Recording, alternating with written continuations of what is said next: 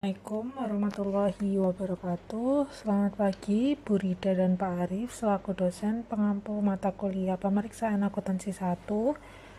Kami perwakilan dari kelompok 3 kali ini akan mereview materi dari bab pertama hingga bab ke-6. Baik, sebelum itu perkenalkan terlebih dahulu anggota kelompok kami. Yang pertama ada Alimatul Rosyida dengan NPM 006. Kedua ada saya, Elsaulia Disti dengan NPM 086. Ada Endah Septiani dengan NPM 141, Azara Safira dengan NPM 161, dan Cinta Mesya dengan NPM 321. Next, kita masuk pada bab pertama dan bab kedua. Nah, baik, masuk pada konsep auditing. Jadi, kita terlebih dahulu perlu tahu apa sih itu akuntansi dan apa sih itu auditing. Nah, jika kita berbicara mengenai akuntansi, nah akuntansi ini seringkali dihubungkan dengan yang namanya keuangan. Nah, atau akuntansi sendiri dapat dijelaskan sebagai suatu proses tahapan yang melibatkan pengidentifikasian, pencatatan, pengklasifikasian, dan penyajian atau pelaporan dari sejumlah transaksi akibat peristiwa ekonomi. Sedangkan auditing itu merupakan suatu rangkaian kegiatan yang mencakup pemeriksaan, penilaian, serta pengumpulan bukti dan informasi yang digunakan untuk menyusun dan menilai kesesuaian informasi dengan kriteria yang ditetapkan. Yang dimana tujuan dari auditing sendiri ini untuk memberikan keyakinan bahwasanya informasi yang disajikan oleh entitas itu benar apa adanya, sesuai dengan standar yang berlaku, akurat, dan dapat dipercaya. Perbedaan lainnya dari akuntansi dan auditing. Nah, kita bisa lihat dari siklus akuntansi sendiri itu bermula dari sebuah transaksi yang kemudian diolah menjadi laporan keuangan, dan output dari siklus akuntansi sendiri itu ya laporan keuangan. Jadi perbedaan lainnya kita bisa lihat dari siklusnya. Kemudian siklus dari auditing itu ada di next slide, digambarkan sebagai auditing sendiri kan digambarkan sebagai proses pemeriksaan independen terhadap laporan keuangan. Jadi siklus auditing ini dimulai dari menganalisis laporan keuangan yang menjadi output dari siklus akuntansi, kemudian diperiksa apakah sesuai dengan neraca, kemudian buku besar, jurnal, hingga transaksi. Dan siklus auditing ini juga mengenal istilah vouching dan tracing. Jadi, selain laporan keuangan disesuaikan dari neraca, buku besar, jurnal, dan transaksi, auditing ini juga memeriksa dari transaksi lagi, dari jurnal, buku besar, neraca, dan laporan keuangan. Nah, di next slide ini kita berbicara mengenai tipe-tipe audit. Yang pertama, yaitu tipe audit ini dapat digolongkan menjadi 3, yang dimana yang pertama itu ada audit laporan keuangan. Jadi di audit laporan keuangan ini di mana auditor itu memeriksa asersi dalam laporan keuangan apakah sudah sesuai dengan prinsip berterima umum atau tidak. Jadi hasil dari audit laporan keuangan ini berupa opini atas kewajaran. Jadi opini itu akan dibahas di slide-slide selanjutnya. Kemudian ada audit kepatuhan. Yang kedua, audit kepatuhan ini menguji sejauh mana perusahaan itu menaati aturan-aturan atau regulasi yang ada. Jadi hasil dari audit ini dapat berupa opini auditor atas kepatuhan perorangan atau organisasi. Kemudian yang ketiga atau yang terakhir itu ada jasa non-assurance, yang dimana di sini itu menguji sejauh mana operasional atau aktivitas perusahaan itu dapat mencapai tujuan perusahaan, yang dimana hasil dari audit ini berupa rekomendasi perbaikan. Profesi akuntan. Jadi akuntan sendiri itu mempunyai seorang akuntan. Maksud saya tentu memiliki beberapa profesi di dalamnya, dalam bidang-bidangnya. Yang pertama itu ada akuntan publik. Jadi akuntan publik ini bekerja di KAP atau mendirikan KAP. Jadi akuntan publik ini bisa mendirikan kantor akuntan publik. Kemudian yang kedua ada auditor pemerintah. Nah, auditor pemerintah ini biasanya bekerja di BPK atau inspektorat di suatu departemen pemerintah. Kemudian yang ketiga ada financial accountant. Jadi financial accountant ini bekerja di bagian akuntansi keuangan perusahaan. Terus selain financial accountant ada juga manajemen accountant.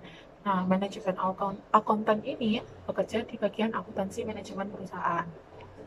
Dan yang kelima itu sering kali kita tahu ada tax consultant.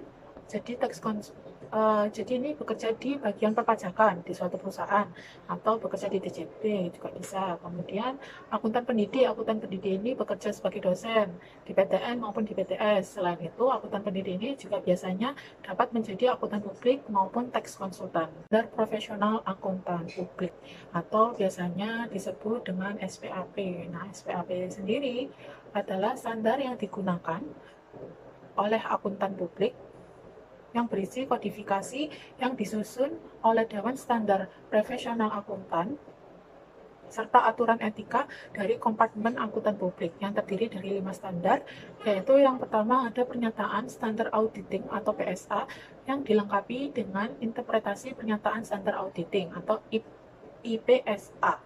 Kemudian yang kedua ada pernyataan standar atestasi atau PSAT yang dilengkapi dengan interpretasi pernyataan standar atestasi atau IPSAT. Kemudian ada pernyataan standar akuntan dan review atau PSAR. PSAR ini dilengkapi dengan interpretasi pernyataan standar jasa akuntansi dan review atau IPSAR. Kemudian yang keempat itu ada pernyataan standar jasa konsultasi yang dilengkapi dengan interpretasi pernyataan standar jasa konsultasi.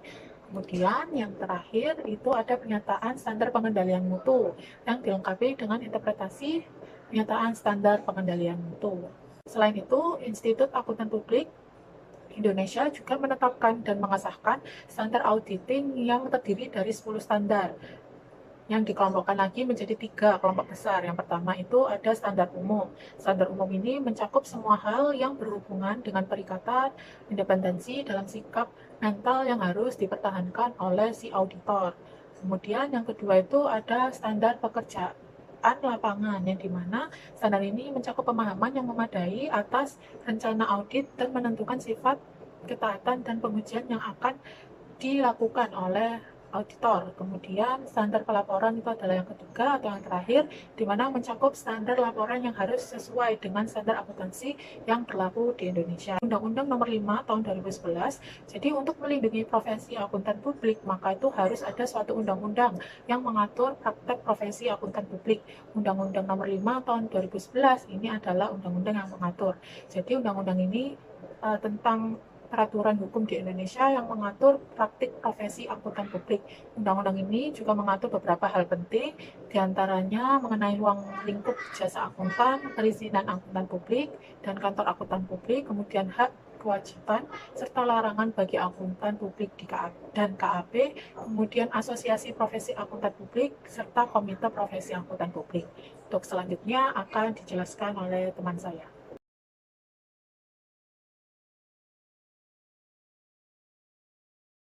Baik, di sini saya akan menjelaskan tentang jenis-jenis audit.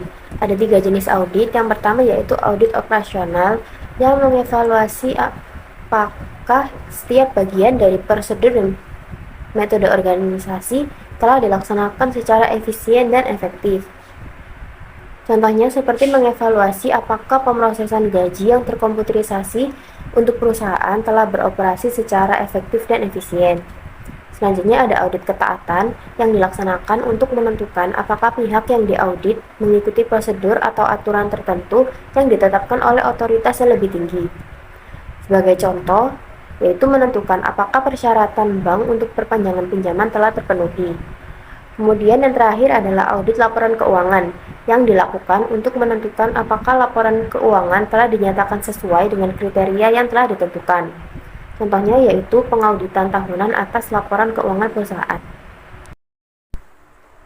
Selanjutnya ada proses audit. Jadi prosedur audit terbagi dalam 3 kategori umum, yaitu penilaian risiko, pengujian pengendalian, serta prosedur substantif. Untuk penilaian risiko, tujuan dari prosedur penilaian risiko sendiri adalah untuk memperoleh pemahaman tentang entitas dan lingkungan termasuk pengendalian internalnya, serta untuk mengidentifikasi dan menilai risiko kesalahan penyajian materi dalam laporan keuangan.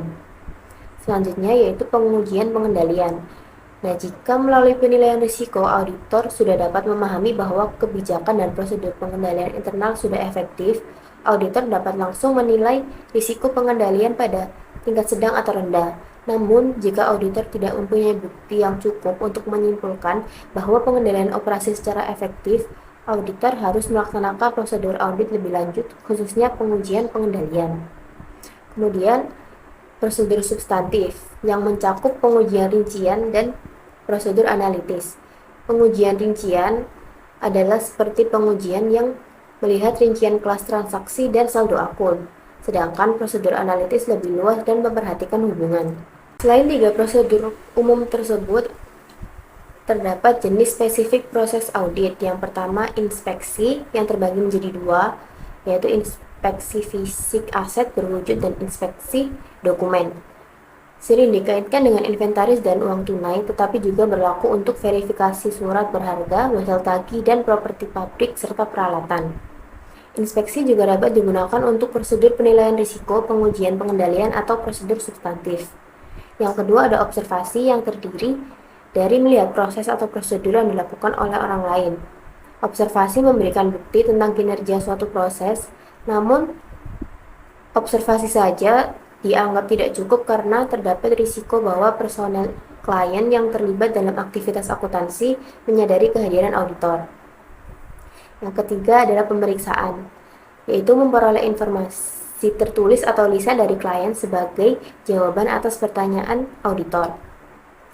Yang keempat ada konfirmasi eksternal yang menggambarkan penerimaan tanggapan tertulis atau lisan dari pihak ketiga independen yang memverifikasi keakuratan informasi yang diminta oleh auditor.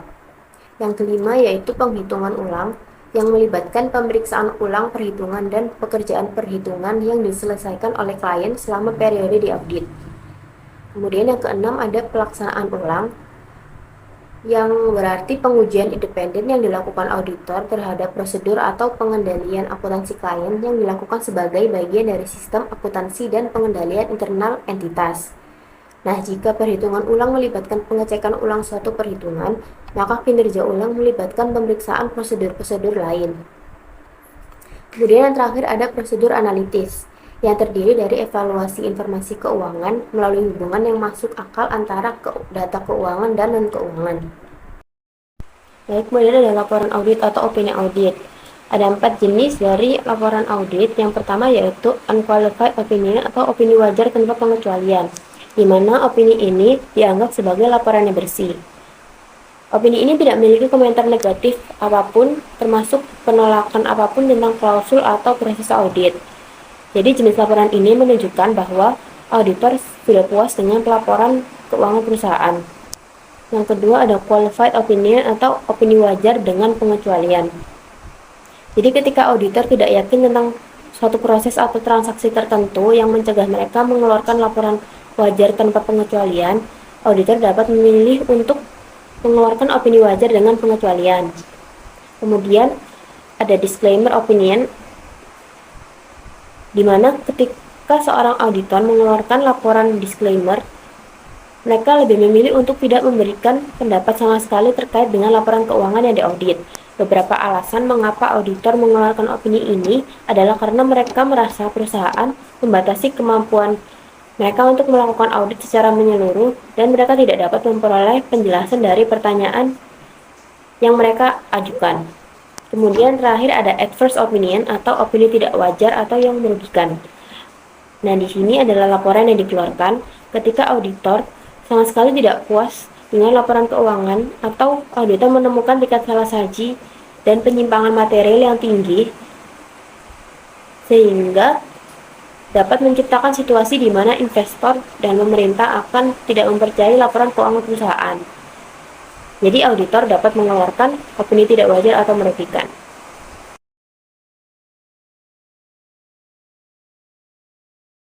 Nah, masuk ke bab 4 yaitu tujuan pelaksanaan audit.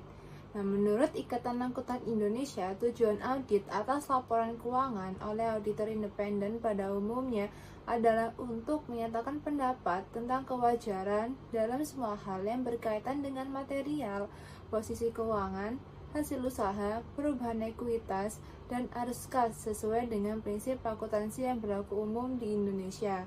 Sedangkan menurut Tuana Kota, tujuan audit adalah untuk menambah tingkat kepercayaan dari pemakai laporan keuangan yang dituju terhadap laporan keuangan itu sendiri.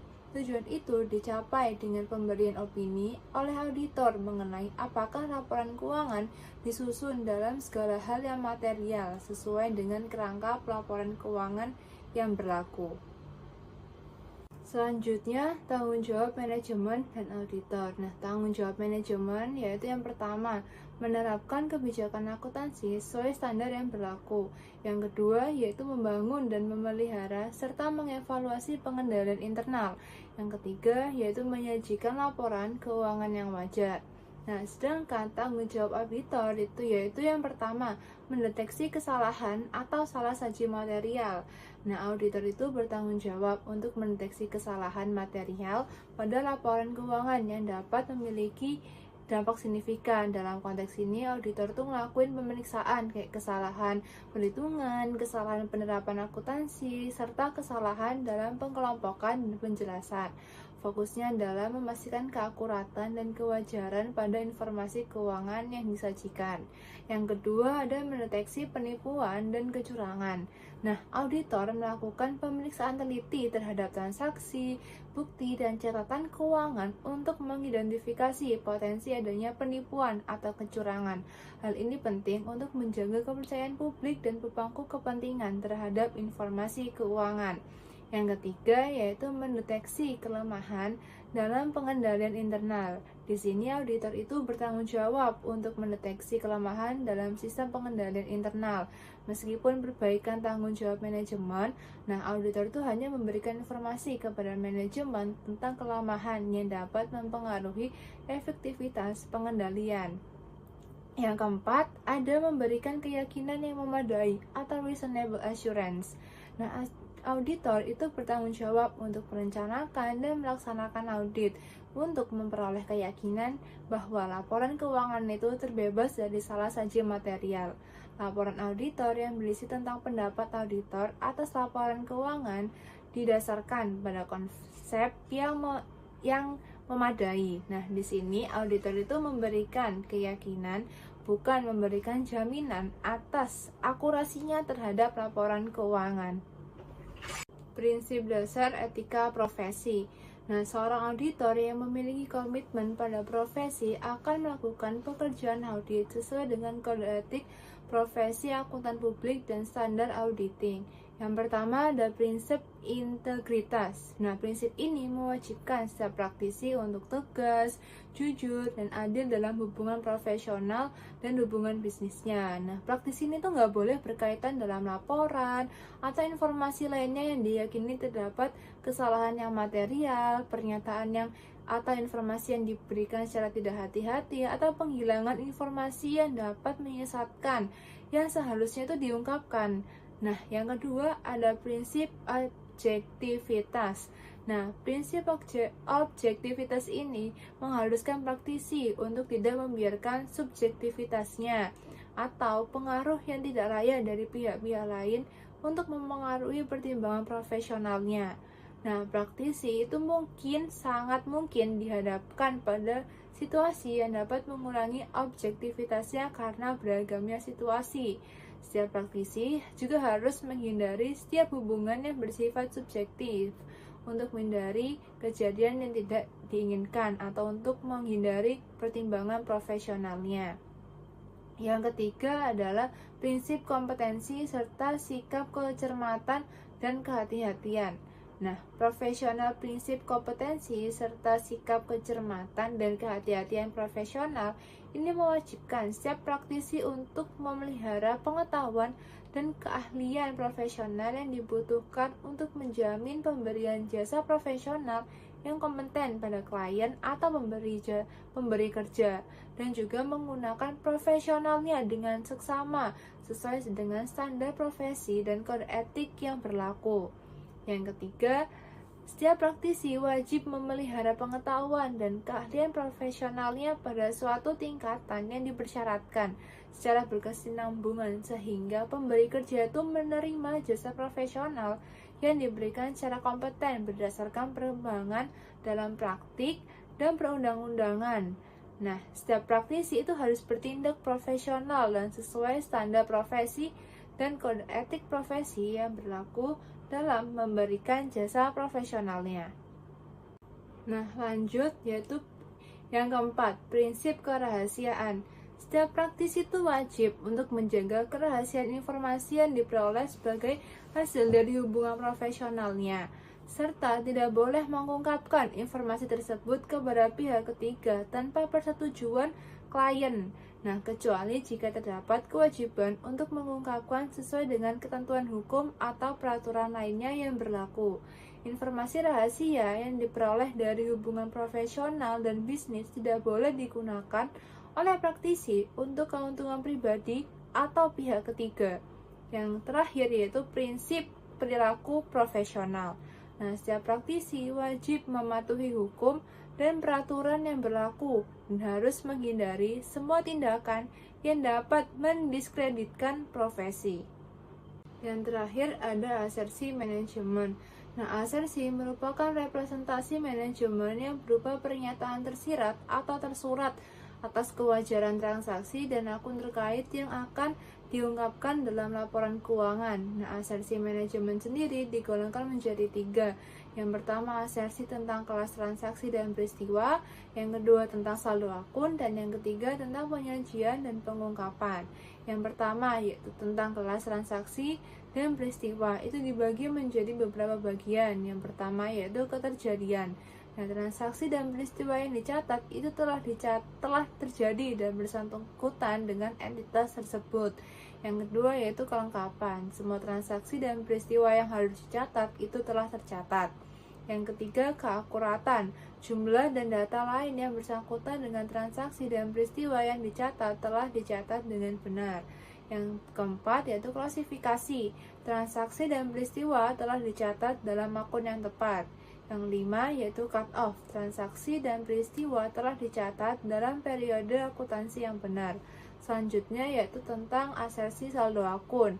Yang pertama ada eksistensi, yaitu aset, kewajiban, dan ekuitas yang ada.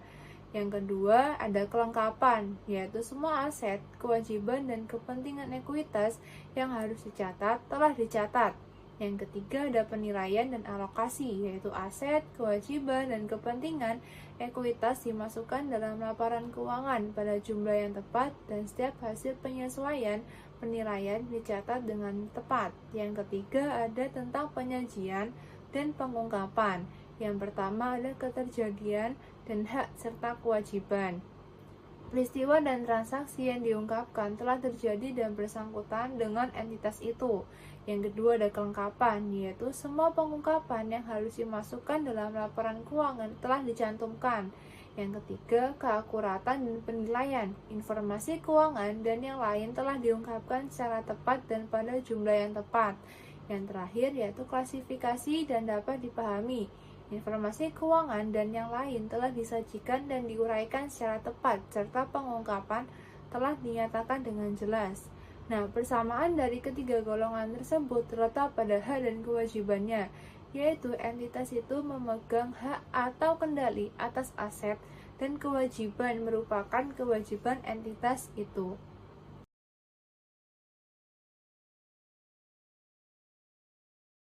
Di sini saya akan menyampaikan materi tentang bab 5 mengenai risiko audit.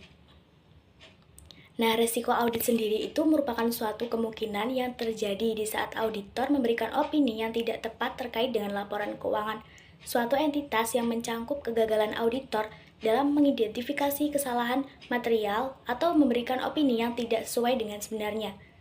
Auditor menerima beberapa tingkat risiko atau ketidakpastian dalam melaksanakan fungsi audit.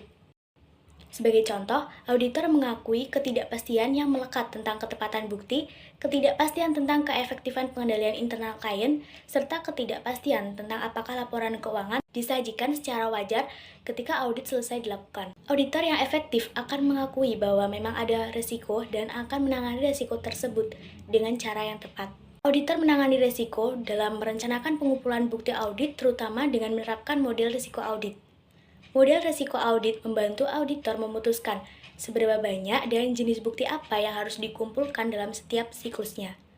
Model ini dinyatakan sebagai rumus PDR sama dengan AER dibagi IR dikali CR, di mana PDR adalah risiko deteksi yang direncanakan atau Planned Detection Risk, sedangkan AER adalah risiko audit yang dapat diterima atau Acceptable Audit Risk. Lalu IR adalah risiko inherent atau Inherent Risk, dan CR adalah risiko pengendalian atau Control Risk. Rumus tersebut menunjukkan hubungan antara model risiko audit dan pemahaman atas bisnis dan industri klien.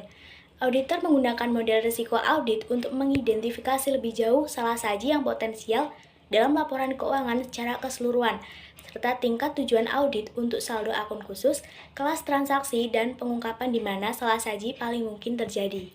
Materi selanjutnya mengenai komponen model risiko audit.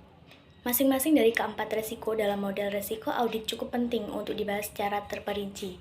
Yang pertama ada risiko deteksi yang direncanakan atau Planned Detection Risk.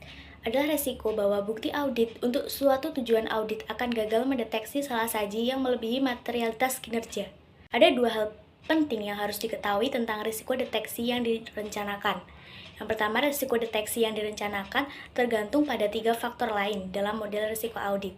Risiko ini akan berubah hanya jika auditor mengubah salah satu dari faktor-faktor model risiko.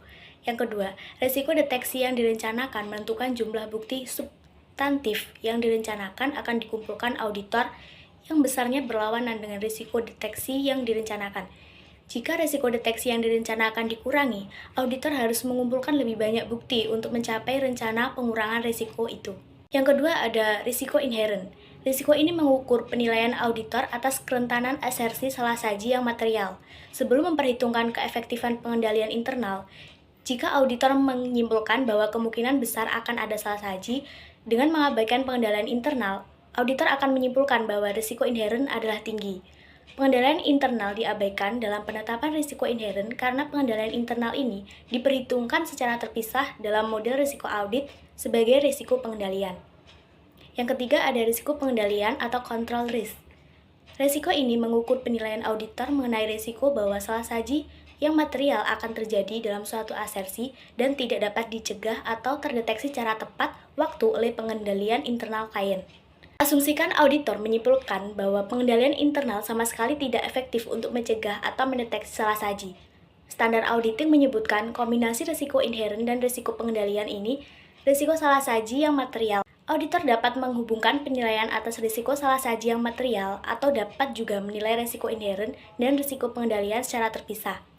Perlu diingat bahwa risiko inherent merupakan ekspektasi salah saji sebelum mempertimbangkan pengaruh pengendalian internal.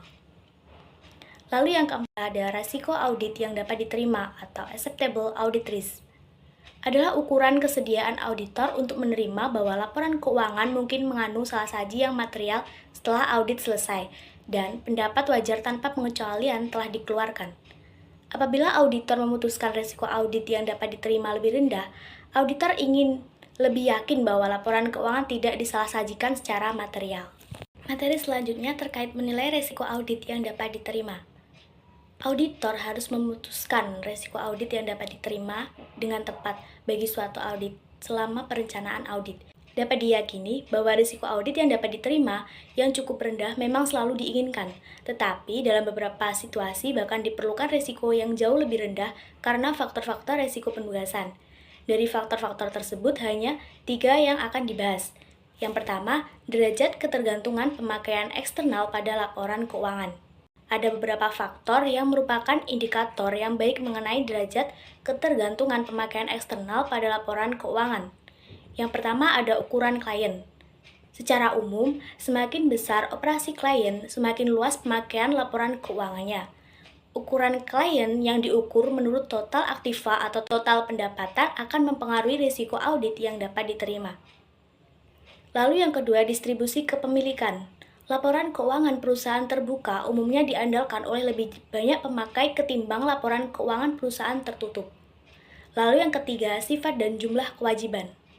Apabila dalam laporan keuangan terdapat kewajiban berjumlah besar, laporan keuangan tersebut kemungkinan besar akan digunakan secara luas oleh kreditor aktual maupun calon kreditor ketimbang apabila kewajiban berjumlah kecil. Lalu yang kedua, kemungkinan bahwa klien akan mengalami kesulitan keuangan setelah laporan audit dikeluarkan. Jika klien terpaksa mengajukan permohonan kebangkrutan atau menderita kerugian yang besar setelah audit selesai, auditor menghadapi kemungkinan yang lebih besar untuk membela mutu audit ketimbang jika klien tidak mengalami tekanan keuangan. Memang sulit bagi auditor untuk memprediksi kegagalan keuangan sebelum hal itu terjadi. Tetapi ada beberapa faktor yang merupakan indikator yang baik bahwa probabilitasnya meningkat. Yang pertama, posisi likuiditas.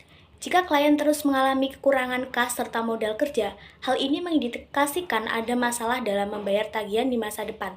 Auditor harus menilai kemungkinan dan signifikansi posisi likuiditas yang terus menurun. Yang kedua, laba rugi tahun-tahun sebelumnya. Jika suatu perusahaan mengalami penurunan laba atau kenaikan kerugian yang pesat selama beberapa tahun, auditor harus mengetahui masalah solvensi yang mungkin dihadapi klien di masa depan. Yang ketiga, metode pembiayaan pertumbuhan. Jika klien semakin mengandalkan utang sebagai alat pembiayaan, semakin besar pula resiko kesulitan keuangan jika keberhasilan operasi klien menurun. Yang keempat, sifat operasi klien. Jenis bisnis tertentu memiliki risiko inheren yang lebih besar dari yang lainnya. Yang kelima, komponen manajemen. Manajemen yang kompeten akan selalu waspada terhadap potensi kesulitan keuangan dan akan memodifikasi metode operasinya untuk meminimalkan dampak masalah jangka pendek. Lalu, lakukan evaluasi auditor atas integritas manajemen. Sebagai bagian dari investigasi atas klien baru dan evaluasi atas keberlanjutan klien, jika klien memiliki integritas yang meragukan, auditor mungkin akan menilai risiko audit yang dapat diterima yang lebih rendah. Perusahaan yang memiliki integritas yang rendah seringkali menjalankan urusan bisnisnya dengan cara yang akhirnya menimbulkan konflik dengan para pemegang saham, pembuat peraturan, serta pelanggan. Selanjutnya, konflik tersebut seringkali mempengaruhi pandangan para pemakai laporan atas mutu audit dan dapat saja memunculkan gugatan hukum serta perselisihan lainnya. Materi selanjutnya yaitu menilai risiko inheren. Auditor harus mempertimbangkan beberapa faktor utama ketika menilai risiko inheren. Yang pertama, sifat bisnis klien. Risiko inheren untuk akun-akun tertentu dipengaruhi oleh sifat bisnis klien. Risiko inheren mungkin sangat bervariasi dari satu bisnis ke bisnis lainnya untuk akun-akun seperti persediaan, piutang usaha dan pinjaman, serta properti, pabrik, dan peralatan. Yang kedua, hasil audit sebelumnya. Salah saji yang ditemukan dalam audit sebelumnya dapat saja terjadi lagi dalam audit tahun berjalan, karena banyak jenis salah saji bersifat sistematis. Dan organisasi seringkali lamban dalam mengadakan perubahan untuk menghilangkan salah saji tersebut. Yang ketiga, penugasan awal versus penugasan berulang. Auditor akan memperoleh pengalaman dan pengetahuan tentang kemungkinan salah saji setelah mengaudit klien selama beberapa tahun. Kebanyakan auditor menetapkan risiko inheren yang paling tinggi pada tahun pertama audit dan menguranginya pada tahun-tahun berikutnya setelah memahami klien. Yang keempat, pihak terkait. Transaksi antara perusahaan induk dan perusahaan anak, serta antara manajemen dan entitas perusahaan adalah contoh transaksi dengan pihak terkait sebagaimana didefinisikan oleh standar akuntansi. Yang kelima, transaksi non-rutin atau kompleks. Transaksi-transaksi yang tidak biasa bagi klien atau melibatkan kontrak yang panjang dan kompleks, lebih besar kemungkinannya dicatat secara salah ketimbang transaksi rutin karena klien seringkali belum berpengalaman mencatat transaksi non-rutin. Yang keenam, pertimbangan yang diperlukan untuk mencatat saldo akun dan transaksi dengan tepat. Banyak saldo akun seperti investasi tertentu yang dicatat pada nilai wajar, penyisian untuk piutang tak tertagih, penyediaan yang usang, kewajiban pembayaran garansi, penggantian aset besar-besaran versus penggantian parsial, serta cadangan kerugian pinjaman bank memerlukan estimasi dan banyak pertimbangan manajemen. Ketujuh, ada unsur-unsur populasi. Setiap item-item yang membentuk total populasi seringkali juga mempengaruhi ekspektasi auditor mengenai salah saji yang material. Sebagian besar auditor menggunakan risiko inheren yang lebih tinggi untuk piutang usaha yang sebagian besar rekeningnya sudah lama jatuh tempo, daripada yang sebagian besar akunnya lancar. Lalu yang terakhir ada faktor-faktor yang berkaitan dengan pelaporan keuangan yang curang dan misapropriasi aset. Resiko kecurangan dapat dinilai untuk keseluruhan audit atau menurut siklus akun dan tujuan. Sebagai contoh, insentif yang kuat bagi manajemen untuk memenuhi ekspektasi laba yang terlalu agresif dapat mempengaruhi audit secara keseluruhan, sedangkan kerentanan persediaan terhadap pencurian mungkin hanya mempengaruhi akun persediaan. Untuk risiko pelaporan keuangan yang curang, auditor berfokus pada bidang-bidang tertentu yang risiko kecurangannya lebih tinggi serta merencanakan prosedur audit untuk mengubah pelaksanaan audit secara keseluruhan untuk merespon risiko-risiko tersebut. Respon khusus terhadap risiko kecurangan yang teridentifikasi dapat mencakup revisi penilaian risiko audit yang dapat diterima, risiko inheren, dan risiko pengendalian. Materi selanjutnya terkait hubungan risiko dengan bukti serta faktor-faktor yang mempengaruhi risiko. Nah, gambar tersebut mengitisarkan faktor-faktor yang menentukan setiap risiko, dampak ketiga komponen risiko terhadap penentuan risiko deteksi yang direncanakan, serta hubungan keempat risiko dengan bukti audit yang direncanakan. Huruf L dalam gambar menunjukkan hubungan langsung antara risiko komponen dengan risiko deteksi yang direncanakan atau bukti yang direncanakan. Sedangkan huruf T menunjukkan hubungan terbalik. Sebagai contoh, kenaikan risiko audit yang dapat diterima menghasilkan kenaikan risiko deteksi yang direncanakan atau L, dan penurunan bukti audit yang direncanakan atau T. Hubungan antara materialitas, risiko audit, dan bukti audit. Yang pertama, jika auditor mempertahankan risiko audit konstan dan tingkat materialitas dikurangi, auditor harus menambah jumlah bukti audit yang dikumpulkan. Kedua, jika auditor mempertahankan tingkat materialitas konstan dan mengurangi jumlah bukti audit yang dikumpulkan, risiko audit menjadi meningkat. Lalu yang ketiga, jika auditor menginginkan untuk mengurangi risiko audit, auditor dapat menempuh salah satu dari ketiga cara berikut. Yang pertama ada menambah tingkat materialitas, sementara itu mempertahankan jumlah bukti audit yang dikumpulkan. Yang kedua, menambah jumlah bukti audit yang dikumpulkan, sementara itu tingkat materialitas tetap dipertahankan. Yang ketiga, menambah sedikit jumlah bukti audit yang dikumpulkan dan tingkat materialitas secara bersama-sama.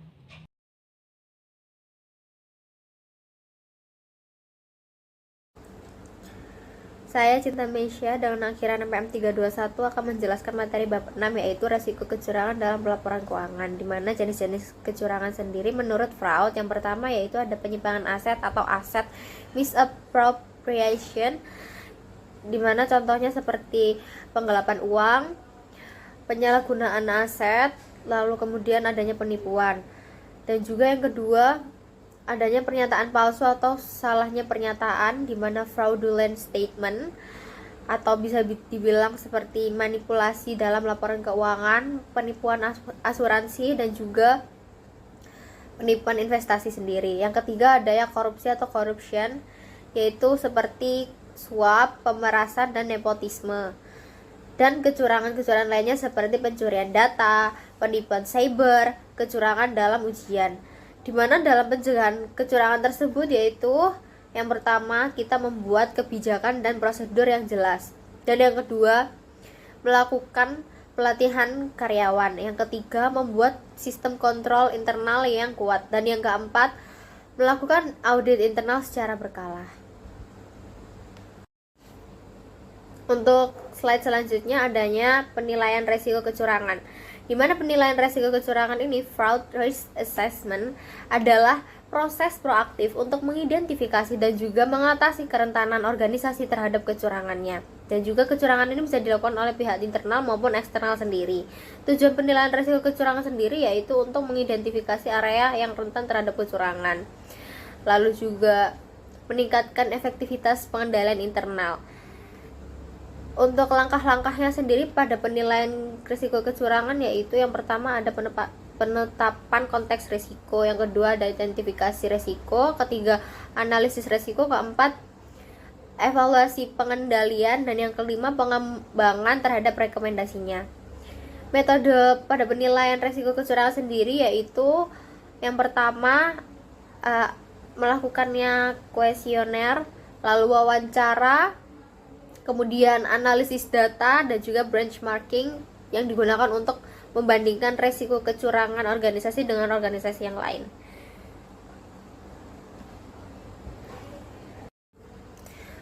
Untuk selanjutnya yaitu tata kelola perusahaan dalam mengurangi resiko kecurangan, di mana tata kelola perusahaan yang baik atau good corporate governance merupakan sistem yang mengatur dan mengendalikan perusahaan agar berjalannya dengan baik dan untuk mencapai tujuannya.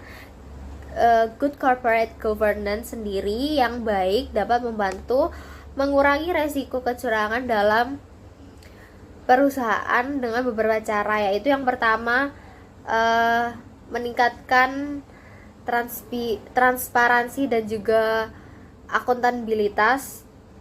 Yang kedua, memperkuat sistem pengendalian internal. Yang ketiga, menciptakan budaya etika yang baik. Yang keempat, meningkatkan pengawasan oleh Dewan Komisaris sendiri. Yang kelima, adanya meningkatkan kualitas audit internal. Dan juga ada beberapa contoh penerapan good governance, good